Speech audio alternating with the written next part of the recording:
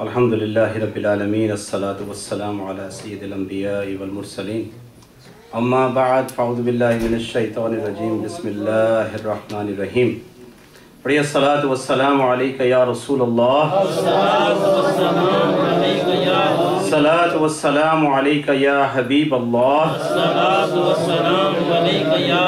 الصلاۃ والسلام علیکہ یا نبی اللہ، وعلی آلک واصحابک یا نور اللہ.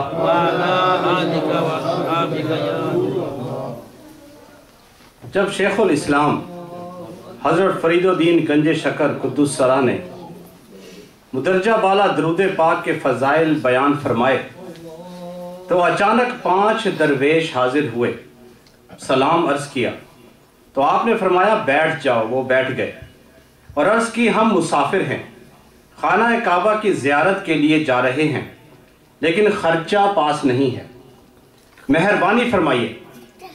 یہ سن کر حضرت خواجہ نے مراقبہ کیا اور سر اٹھا کر کھجور کی چند گٹھلیاں لیں اور کچھ پڑھ کر ان پر پھونکا اور ان درویشوں کو دے دی. وہ حیران ہو گئے کہ ہم ان گٹھلیوں کو کیا کریں گے. شیخ الاسلام قدس سرا نے فرمایا حیران کیوں ہوتے ہو، ان کو دیکھو تو صحیح. جب دیکھا تو وہ سونے کے دینار بن چکے تھے. آخر شیخ بدر الدین اسحاق سے معلوم ہوا کہ حضرت خواجہ نے درود پاک پڑھ کر پھونکا تھا اور وہ گٹھلیاں درود پاک کی برکت سے دینار بن گئے. صلو علی الحبیب صلی اللہ تعالی علی محمد وعلی آلہ وصحبہ وبارک وسلم. میرے محترم اسلامی بھائیوں، حضرت سیدنا اسد بن حارثہ رضی اللہ تعالی عنہ حضرت سیدنا ابو ہریرہ رضی اللہ تعالی عنہ سے روایت کرتے ہیں کہ حضور صلی اللہ تعالی علیہ وسلم نے 10 صحابہ کرام علیہم رضوان پر مشتمل ایک قافلہ کسی محاذ پر روانہ فرمایا اور حضرت سیدنا عاصم بن ثابت رضی اللہ تعالی عنہ کو ان پر امیر مقرر فرمایا. جب یہ حضرات عثفان اور مکہ مکرمہ کے درمیان واقع ایک وادی میں پہنچے تو قبیلہ حزیل کے کچھ لوگوں کو ان کی خبر ملی، لہٰذا 100 تیر اندازوں نے ان کا تعاقب شروع کر دیا. ایک جگہ صحابہ کرام علیہم رضوان کا یہ قافلہ کھانے کے لیے ٹھہرا اور وہاں کھجوریں وغیرہ تناول فرمائیں، پھر آگے روانہ ہو گئے. جب یہ لوگ پیچھا کرتے ہوئے اس مقام پر پہنچے اور وہاں کھجوروں کی گٹھلیاں دیکھی تو آپس میں کہنے لگے یہ تو مکہ مکرمہ کی کھجوروں کی گٹھلیاں ہیں، انہیں ڈھونڈو، وہ ضرور کہیں آس پاس ہی موجود ہوں گے. جب حضرت سیدنا عاصم بن ثابت رضی اللہ تعالی عنہ نے محسوس فرمایا کہ ہمارا پیچھا کیا جا رہا ہے تو آپ رضی اللہ تعالی عنہ تمام صحابہ کرام کو لے کر ایک میدان میں آ گئے. جیسے یہ میدان میں آئے تو دشمنوں نے انہیں گھیر لیا اور کہا تم سب اپنے آپ کو ہمارے حوالے کر دو، ہم وعدہ کرتے ہیں کہ تمہیں قتل نہیں کریں گے. حضرت سیدنا عاصم بن ثابت رضی اللہ تعالی عنہ نے فرمایا میں ہرگز کسی کافر کے وعدے کا اعتبار نہیں کروں گا، ہم اپنے آپ کو تمہارے حوالے نہیں کریں گے. جب دشمنوں نے یہ سنا تو ان پر تیروں کی بارش کر دی. حضرت سیدنا عاصم رضی اللہ تعالی عنہ نے اللہ عز و جل کی بارگاہ میں دعا کے لیے ہاتھ اٹھا دیے اور عرض کی اے میرے پروردگار عز و جل ہماری اس حالت کی خبر رسول اللہ عز و جل صلی اللہ تعالی علیہ وسلم کو پہنچا دے. ابھی آپ رضی اللہ تعالی عنہ مصروف دعا ہی تھے کہ ان ظالموں نے آپ رضی اللہ تعالی عنہ کو تیر مار مار کر شہید کر دیا اور اسی طرح اور صحابہ کرام علیہم رضوان کو بھی شہید کرتے رہے. جب آخر میں صرف حضرت سیدنا حبیب حضرت سیدنا زید بن ثابت اور ایک اور صحابی رضی اللہ تعالی عنہم باقی رہ گئے تو انہوں نے اپنے آپ کو ان کے حوالے کر دیا. کفار نے یہ دیکھ کر فوراً ان سے تلواریں چھین لی اور انہیں گھیرے میں لے لیا اور زد و گوب کرنے لگے. یہ دیکھ کر ان میں سے ایک صحابی رضی اللہ تعالی عنہ نے کہا خدا عز و جل کی قسم یہ تمہاری پہلی بدعہدی ہے، اب میں ہرگز تمہارے وعدے پر اعتبار نہ کروں گا اور تمہارے ساتھ نہ جاؤں گا۔ یہ سن کر کفار نے انہیں گھسیٹنا شروع کر دیا۔ انہوں نے مزاحمت کی اور ان کے ساتھ جانے سے انکار کیا تو ظالموں نے انہیں بھی شہید کر دیا۔ پھر وہ حضرت سیدنا حبیب اور حضرت سیدنا زید بن ثابت رضی اللہ تعالی عنہما کو مکہ مکرمہ لے گئے اور انہیں وہاں فروخت کر دیا۔ یہ واقعہ غزوہ بدر کے بعد پیش آیا۔ غزوہ بدر میں حضرت سیدنا حبیب رضی اللہ تعالی عنہ نے حارث بن عامر کو قتل کیا تھا۔ چنانچہ بنو حارث نے آپ رضی اللہ تعالی عنہ کو خرید لیا اور آپ رضی اللہ تعالی عنہ کو شہید کرنے کے لیے ایک دن مقرر کر لیا تاکہ آپ رضی اللہ تعالی عنہ کو شہید کر کے حارث بن عامر کے قتل کا بدلہ لے سکیں۔ پھر آپ رضی اللہ تعالی عنہ کو قید میں ڈال دیا گیا۔ ایک دن آپ رضی اللہ تعالی عنہ نے حارث کی لڑکی سے استرا مانگا تاکہ بال وغیرہ کاٹنے کے لیے اسے تیز کرے۔ لڑکی نے استرا دے دیا۔ تھوڑی دیر بعد اس لڑکی کا ایک چھوٹا سا بچہ آپ رضی اللہ تعالی عنہ کے پاس آیا اور آپ رضی اللہ تعالی عنہ کی گود میں بیٹھ گیا۔ اس لڑکی کو یہ بات معلوم نہ تھی۔ جب وہ دوبارہ اس طرف آئی تو اس نے دیکھا کہ آپ رضی اللہ تعالی عنہ کے ہاتھ میں استرا ہے اور بچہ آپ رضی اللہ تعالی عنہ کی گود میں بیٹھا ہوا ہے، تو وہ بہت خوف زدہ ہوئی کہ کہیں یہ میرے بچے کو قتل نہ کر دے۔ جب آپ رضی اللہ تعالی عنہ نے اسے خوف زدہ دیکھا تو فرمایا، کیا تو اس بات سے خوف زدہ ہے کہ میں اسے قتل کر دوں گا؟ اس نے کہا ہاں۔ آپ رضی اللہ تعالی عنہ نے فرمایا، خدا عز و جل کی قسم میں ہرگز ایسا نہیں کروں گا۔ پھر آپ رضی اللہ تعالی عنہ نے بچے کو اس کی طرف بھیج دیا۔ وہ لڑکی کہا کرتی تھی، خدا عز و جل کی قسم میں نے حبیب رضی اللہ تعالی عنہ سے بہتر کوئی قیدی نہیں دیکھا۔ میں نے ایک دن دیکھا حضرت سیدنا حبیب رضی اللہ تعالی عنہ کے ہاتھ میں انگور کا ایک خوشہ تھا اور آپ رضی اللہ تعالی عنہ اس میں سے تناول فرما رہے تھے، حالانکہ ان دنوں مکہ مکرمہ میں کہیں بھی انگور نہ تھے۔ میرے محترم اسلامی بھائیوں، یہ رزق اللہ تعالیٰ نے انہیں عطا فرمایا تھا۔ اللہ تعالیٰ اپنے نیک بندوں کو ایسی ایسی جگہ سے رزق عطا فرماتا ہے کہ جہاں کا وہم و گمان بھی نہیں ہوتا۔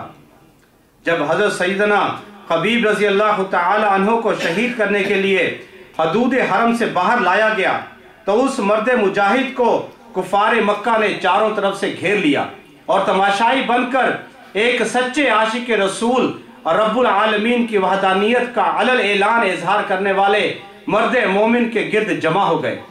آپ رضی اللہ تعالی عنہ بالکل نہ گھبرائے اور آپ رضی اللہ تعالی عنہ کے پایہ استقلال میں ذرہ برابر میں بھی کمی نہ آئی، بلکہ آپ رضی اللہ تعالی عنہ کے دل میں جلتی ہوئی ایمان کی شمع مزید روشن ہو گئی اور آپ رضی اللہ تعالی عنہ نے ان کفار بدعتوار سے فرمایا، مجھے 2 رکعت نماز ادا کر لینے دو تاکہ میں اپنے اس رب حقیقی عز و جل کی بارگاہ میں آخری بار سجدہ ریز ہو سکوں جس کے نام پر مجھے شہادت مل رہی ہے۔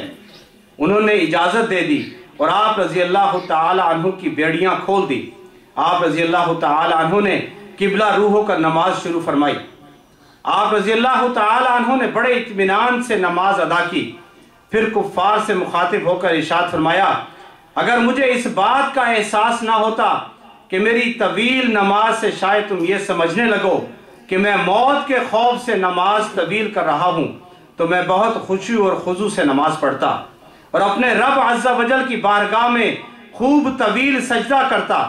پھر ان ظالموں نے آپ رضی اللہ تعالی عنہ کو کھجور کے ایک تنے کے ساتھ باندھ دیا۔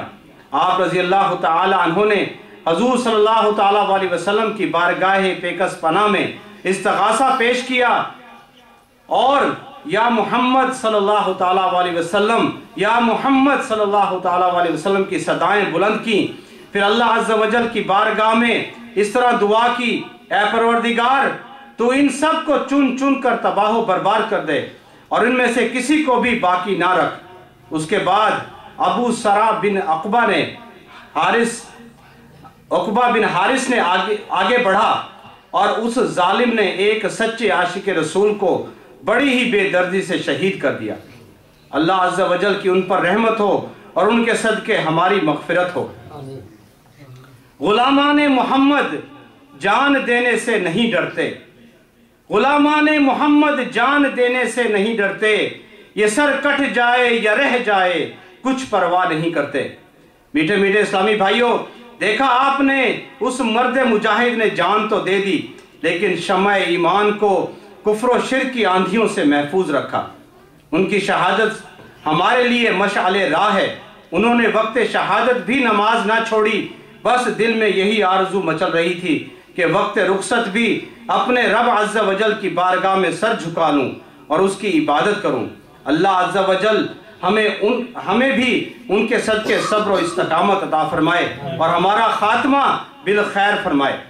میرے محترم اسلامی بھائیوں، حضرت سیدنا جابر رضی اللہ تعالی عنہ حضور صلی اللہ تعالی علیہ وسلم کے صحابہ کرام علیہم رضوان کے مجاہدات اور عبادات کا ذکر کرتے ہوئے شمع رسالت کے 2 پروانوں کا واقعہ بیان فرماتے ہیں۔ ایک مرتبہ ہم رسول اللہ عز و جل صلی اللہ تعالی علیہ وسلم کے ساتھ کسی غزوہ میں گئے۔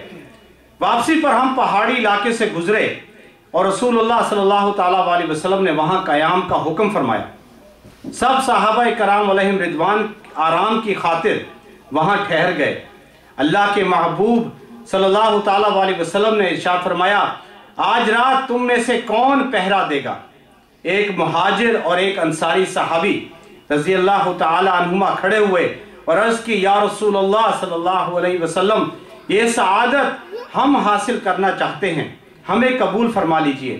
چنانچہ وہ دونوں صحابی رضی اللہ تعالی عنہما اجازت پا کر پہرا دینے کے لیے تیار ہوئے۔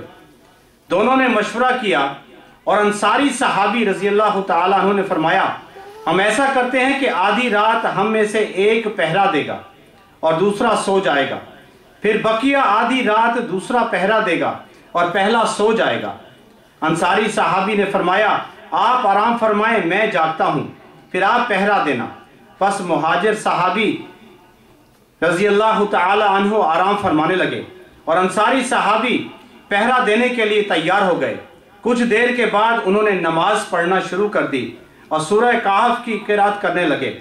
دشمنوں کی طرف سے ایک شخص آیا اور اس نے پہاڑی پر چڑھ کر دیکھا تو اسے ایک شخص نماز پڑھتا ہوا دکھائی دیا۔ اس نے کمان پر تیر چڑھایا اور نشانہ باندھ کر اس صحابی رضی اللہ تعالی عنہ پر تیر چلا دیا۔ تیر آپ رضی اللہ تعالی عنہ کے جسم میں پیوست ہو گیا، لیکن آپ رضی اللہ تعالی عنہ نے کوئی حرکت نہ کی اور نماز میں مشغول رہے۔ اس ظالم نے دوسرا تیر مارا، وہ بھی آپ رضی اللہ تعالی عنہ کے جسم اقدس میں اتر گیا، لیکن آپ رضی اللہ تعالی عنہ نے نماز نہ توڑی۔ پھر اس نے تیسرا تیر مارا اور وہ بھی سیدھا آپ رضی اللہ تعالی عنہ کو زخمی کرتا ہوا جسم میں پیوست ہو گیا۔ آپ رضی اللہ تعالی عنہ نے رکوع و سجود کیے اور نماز مکمل کرنے کے بعد اپنے رفیق کو جگایا۔ جب اس کافر نے دیکھا کہ یہاں یہ اکیلا نہیں بلکہ اس کے رفقا بھی قریب ہی موجود ہیں تو وہ فوراً بھاگ گیا۔ مہاجر صحابی رضی اللہ تعالی عنہ نے اپنے رفیق کی یہ حالت دیکھی تو جلدی جلدی آپ رضی اللہ تعالی عنہ کے جسم سے تیر نکالے اور پوچھا، آپ رضی اللہ تعالی عنہ پر دشمن نے حملہ کیا تو آپ نے مجھے جگایا کیوں نہیں؟ اس پر قرآن و نماز کے شہدائی اور انصاری صحابی نے جواب دیا، میں نے نماز میں ایک سورت شروع کی ہوئی تھی، میں نے یہ گوارا نہ کیا کہ سورت کو ادھورا چھوڑ کر نماز توڑ ڈالوں۔ خدا عز و جل کی قسم، اگر مجھے حضور صلی اللہ تعالی علیہ وسلم نے پہرے کی ذمہ داری نہ دی ہوتی تو میں اپنی جان دے دیتا، لیکن سورت کو ضرور مکمل کرتا، لیکن مجھے حضور صلی اللہ تعالی علیہ وسلم نے پہرا دینے کا حکم فرمایا تھا، اس لیے میری ذمہ داری تھی کہ اس کو آسان طریقے سے سر انجام دوں۔ جب میں نے دیکھا کہ میں بہت زیادہ زخمی ہو گیا ہوں تو اسی احساس ذمہ داری کی وجہ سے نماز کو مختصر کر دیا اور آپ رضی اللہ تعالی عنہ کو جگا دیا تاکہ دشمن مزید حملہ نہ کر سکے۔ سبحان اللہ عز و جل، قربان جائیے ان پاک ہستیوں کو نماز قرآن سے کیسی محبت و لگن تھی کہ جان کی پرواہ نہ کی اور نماز میں مشغول رہے اور تلاوت قرآن پاک جاری رکھی۔ اللہ عز و جل ان کے صدقے ہمیں بھی عبادت کی حقیقی لذت، قرآن کی محبت اور حضور صلی اللہ تعالیٰ علیہ وسلم کا سچا عشق عطا فرمائے۔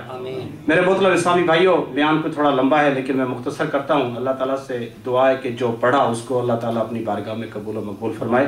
آمین بجاہ نبی الامین صلی اللہ تعالیٰ۔